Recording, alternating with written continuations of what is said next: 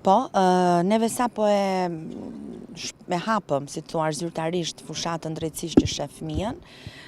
qëllimisht në datën 1 qershor, është një fushatë javore organizuar nga KOMF dhe TERDEZOM në Kosovë,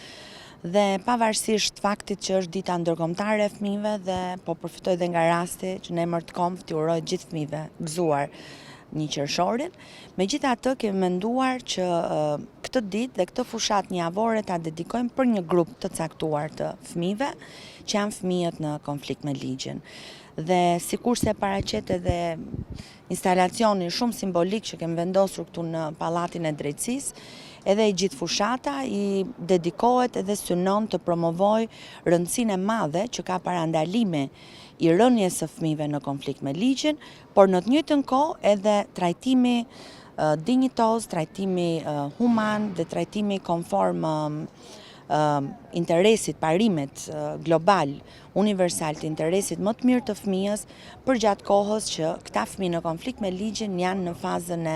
rehabilitimit dhe reintegrimit. Si infrastrukturë, baza ligjore në përgjithësi Kosova gëzon një bazë solide ligjore, megjithatë ne vazhdimisht kemi vënë theksin në ato mangësitë në implementimin e suksesshëm të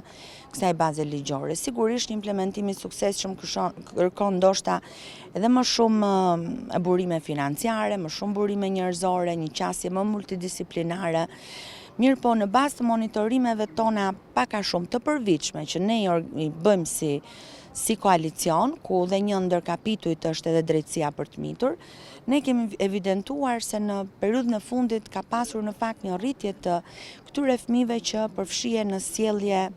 të papërshtatshme që janë nën moshën 14 vjeç. Dhe kjo ka qenë edhe arsyeja pse kemi vënë theksin edhe në rëndësinë e madhe të parandalimit, për të mos lejuar që me mbritjen e moshës 14 vjeçare këta fëmijë të vazhdojnë të përfshihen në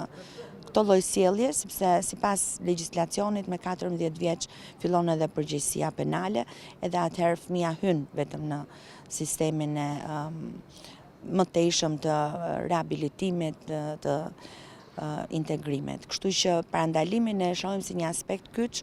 që numri i këtyre fëmijëve në konflikt me ligjin me përgjegjësi penale mbas moshës 14 vjeçare të jetë më i vogël dhe atëherë edhe për sistemin të jetë më e lehtë për të punuar në këtë drejtim me këta fëmijë. Neve jo vetëm në këtë fushat, por edhe vazhdimisht ne kemi dalë me reagime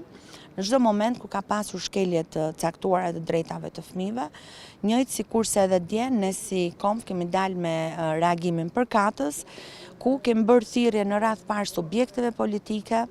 që të zbatojnë ligjin, të konsiderojnë drejtat e fëmijës dhe të lënë ata jashtë fushatave tyre, po ashtu Komisionit Qendror të Zgjedhjeve për të gjithë mandatin që e ka, pra për ta zbatuar atë mandat, gjithashtu familjet, sepse